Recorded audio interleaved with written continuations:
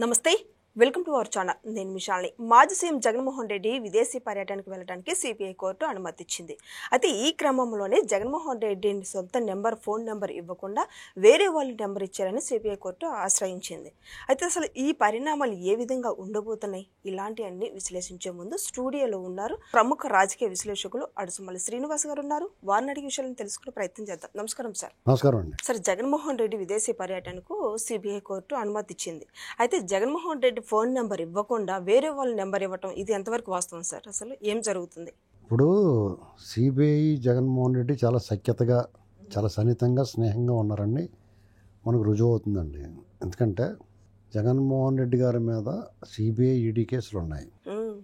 A1గా అతను 16 నెలలు జైలు అనిపించాడు రిమాండ్లో. ఇప్పటి వరకు 2 సంవత్సరాల నెల అంత అయింది, పుష్కరం గడిచింది. ఈ కేసు తేలలేదు, విచారణ రాలేదు. ఏదైనా కొలిక్కి వచ్చేటట్టుగా జడ్జి గారు మారటమో, ట్రాన్స్ఫర్ అవ్వటమో, లేకపోతే నాకు వద్దు బాబుని వదిలేసి వెళ్ళిపోవడమో జరుగుతూ ఉంది. ఇది రెడ్ వచ్చి మొదలాయి అన్నట్టు, జడ్జి వచ్చి మొదలాయి అన్నట్టుగా మళ్ళీ కొత్తగా మొదటి నుంచి మొదలు పెట్టాల్సి వస్తుంది. కొన్ని 1-2 పేపర్స్ ఒక విమానం నిండా వేసుకెళ్ళారు పేపర్లు ఈ కేసుకు సంబంధించి. అది ఎప్పటికి తేలేను, విచారణలో ఉన్నా సరే ఎప్పటికో తేలుతుంది. అప్పుడు నిజంగా దోషిని శిక్షించాలనుకున్నప్పుడు అతను అలా గాలికి వదిలేసి విచారణ చేసుకుంటే అడిగి ఏం నొప్పి ఉంటుంది. ఈ లోపల సీఎం కూడా అయిపోయాడు ఒకసారి. ఏంటండి, కొన్నాళ్ళు పోయిన తర్వాత ఇంకా వృద్ధుడు అయిపోతాడు. ఇంకో 10 ఏళ్ళు పోతే వృద్ధుడే. ఆల్రెడీ 12 ఏళ్ళు అయిపోయింది. ఇంకో 10 ఏళ్ళు అవడానికి పెద్ద విశేషం ఉంది. ఇది నిజంగా ఇవాళ మొదలెడితే 10 ఏళ్ళు 6 ఏళ్ళు పడుతుంది. సుప్రీంకోర్టులో జడ్జిలు ఏం చెప్పారు గతంలో 3-4 ఏళ్ళ క్రితం? రాజకీయ నేతల మీద ఉన్న కేసులు సత్వరం తేల్చాలి, 1 సంవత్సరంలో తేల్చాలన్నారు. అలా చెప్పి 4 ఏళ్ళు 5 ఏళ్ళు అయింది. ఒకవేళ ఫాస్ట్ ట్రాక్ కోర్టులు అయి పెట్టి దీని మీద ఎలా ఎంత స్పీడ్గా చేసినా ఇంకా 4-5 ఏళ్ళు పడుతుంది. మరి అప్పటి వరకు కూడా అతనికి భయమే ఉంటుందండి. అతనికి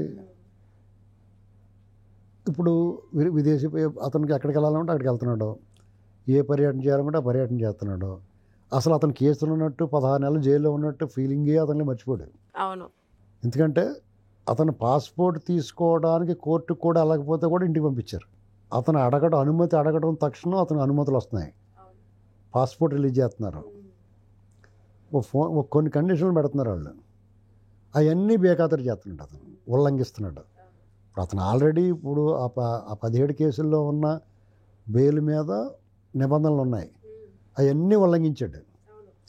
వాళ్ళు గమనించరు, సిబిఐ కూడా దాని మీద ఏమీ చర్యలు ఉండవు, ప్రశ్నించరు. బెయిల్ రద్దు ఎంత చేయకూడదని అసలు మాట్లాడరు వాళ్ళు. ఎవరన్నా మాట్లాడితే కూడా దాన్ని సాగనెవరు. ఇప్పుడున్న ప్రభుత్వాలు కూడా దాని మీద దృష్టి పెట్టట్లా. అంటే ఇన్ని రకాల అనుకూల అంశాలు అతనికి ఉన్నాయి. అలాంటప్పుడు కొంచెం పెర్ఫెక్ట్గానే పోవచ్చు కదా, మళ్ళీ దొంగ నెంబర్ ఇవ్వటం ఎందుకు? అవును కదా. అంటే అతను తనదిగా నెంబర్ ఇచ్చాడు. ఇప్పుడు అతనికి వాతావరణం వ్యతిరేకంగా లేదు, అనుకూలంగానే ఉంది. ఎప్పుడు వ్యతిరేకంగా ఉన్నాడు అతనికి? మన నోటితో లాగా తిట్టుకుంటున్నాం కనుక సేపు అతను చేసిన అరాచకాలకి, లేదా అతను తిట్టుకోవాల్సిన పని ఉంటుంది మనకి. అటువంటి పరిస్థితులు అతను లండన్ పోతాను, లేకపోతే ఎక్కడికో పోతా, యూరోప్ పోతా, వాళ్ళు ఇచ్చిన వాళ్ళు ఈమెయిల్ అడ్రస్, నేను ఫోన్ నెంబర్ ఇచ్చి వెళ్ళమన్నారు. ఆ ఫోన్ నెంబర్ ఎవరిదో ఇచ్చేళ్ళాడు. అతను వాళ్ళు ముందే మాట్లాడుకున్నారు అనుకుంటున్నాను, మేము ఎలా చెప్తామండి, మీరు ఏదో నెంబర్ ఇచ్చి వెళ్ళండి, మేము తర్వాత మళ్ళీ ఈ నెంబర్ నకిలీది, ఎవరిదో అతను కాదు, అతను అనుమతి రద్దు చేయండి అని చెప్తాం, పర్యటన అనుమతి. మీ పర్యటన అంతా అయిపోయిన తర్వాత ఈ డ్రామా కదా ఇది. అవును కదా సార్, తెలుస్తుంది. ఎంత డ్రామా అర్థమవుతుందా లేదా మీకు? ఇంకా మీరు సిబిఐ గురించి బాబు అని ఎలా చెప్తారు మీరు? అంత నీచమైన దర్యాప్తు సంస్థ ఈ దేశం పరువు ప్రతిష్టలో కంప్లీట్గా నేలలాగిచ్చేసారు వాళ్ళు. నాకు అసలు విశ్వాసమే లేదు వాళ్ళ మీద. వాళ్ళతో పాటు కొన్ని వ్యవస్థల మీద ఉన్న వ్యక్తుల మీద కూడా విశ్వాసం పోయింది. మన దేవాలయాల్లో చూసే ఆ వ్యవస్థల మీద కూడా నమ్మకం పోయిందండి. ఎందుకంటే ఎవడు అలాంటి కులము మతం ఇంపార్టెన్స్ వచ్చేస్తుంది అక్కడ. జగన్మోహన్ రెడ్డికి వెసులుబాటు వచ్చిన దాంట్లో ఖచ్చితంగా పార్షియాలిటీ కనపడుతుంది. ఇది డిస్గస్టింగ్, దారుణమైన పరిస్థితి కనిపిస్తుంది మనకి. కాబట్టి ఏమైనా ఒక సందేశం ఇచ్చాడు జగన్మోహన్ రెడ్డి ప్రపంచానికి. అదేంటంటే, నువ్వు ఎలాగైనా సంపాదించు, నువ్వేమన్నా చెయ్యి, సొంత తల్లి చెల్లిని కూడా మోసం చెయ్యి, వాళ్ళకి వంచన చెయ్యి, ప్రభుత్వంతో ఒప్పందం చేసుకుని రైతుల్ని నేలను రాసి పట్టుకుని ప్రజల ప్రాణాలు హరించే అక్రమ మద్యంలో వ్యాపారాలు చేయి, ఫైనల్గా డబ్బు సంపాదించు. నీకు పెత్తనం కావాలి, పెత్తనం కావాలంటే అధికారం కావాలి. అధికారం నీ డబ్బుతో కొనుక్కో. నువ్వు చేసిన నేరాలకి వచ్చిన ఆరోపణలకి సమాధానంగా వ్యవస్థలను అదుపులో పెట్టుకో, దర్యాప్తు సంస్థలు కొనేసుకో. ఇది ఆయన పాలసీ. ఆ సందేశం ఇచ్చాడు మనకి. ఇది ఇలాంటి వాళ్ళని మనం అణిచేసి అదుపు చేయకపోతే ఇలాంటి జగన్మోహన్ రెడ్డిలు ఇంకా 100 మంది తయారవుతారు. జగన్మోహన్ రెడ్డి అతనే మొదటివాడు కాదు, చాలామంది నేరాలు చేశారు. కానీ వ్యవస్థలో దర్యాప్తు సంస్థలో అట్లా అదుపు చేసినాయి. చార్లెస్ శోభరాజులు అటువంటి కూడా లోపల పెట్టినాయి. రాజీవ్ గాంధీ హంతకులను కూడా ఆగమేఘాల మీద పట్టుకోగలిగారు. దర్యాప్తు సంస్థలకు సత్తా ఏమీ లేక కదండి ఇది. వాళ్ళు వ్యవస్థలోని వ్యక్తులు, అధికారంలో వాళ్ళు డబ్బుకు లొంగిపోవటం, కులం, మతం, ప్రాంతం చూడటం చూసి వాళ్ళు బలహీనపడ్డారు. అవును, అర్థమైందండి. ఇతని వల్ల జరిగిన నష్టం ఏంటంటే 75 సంవత్సరాలు ఈ స్వాతంత్ర భారతదేశంలో ఈ వ్యక్తి వల్ల మనకి దేశ సార్వభౌమాధికారానికి ప్రశ్న ఎదురవుతుంది. దేశ స్వాతంత్ర ప్రజాస్వామ్యానికి పెనుముప్పు ఎదురవబోతుంది. మనం వ్యవస్థల మీద విశ్వాసం కోల్పోకూడదండి. విశ్వాసం కోల్పోతే నేపాల్, శ్రీలంక, బంగ్లాదేశ్ చూస్తాం మనం ఇక్కడ. ఆ పరిస్థితికి ఇంకెంత దూరం లేదు.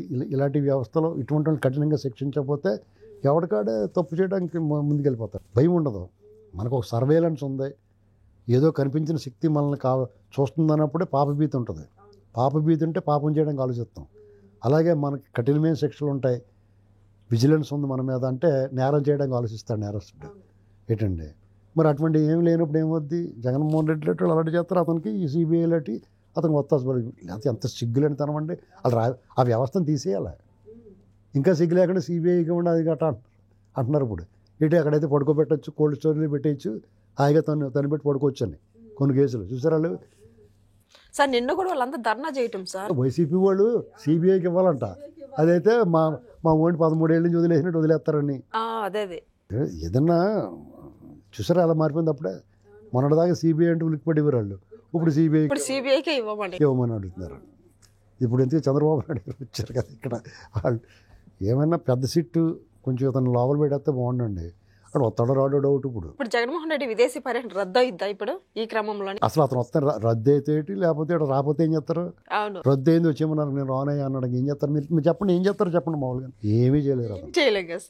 అతను ఏమీ రాడు. అతనేం రావాలనుకుంటే వస్తాడు. అతను రాకూడదు అనుకుంటే రాడు. నేరం చేయటంలోనూ, దాని నుంచి తప్పించుకోవడంలోనూ, వ్యవస్థలు మేనేజ్ చేయడంలోనూ, ఎవరినైనా కొనేయటంలోనూ, అతని కోసం మాట్లాడే వాళ్ళకి డబ్బులు పాడేయడంలో కూడా అతనే తోపు. అవును. అది. Thank you sir.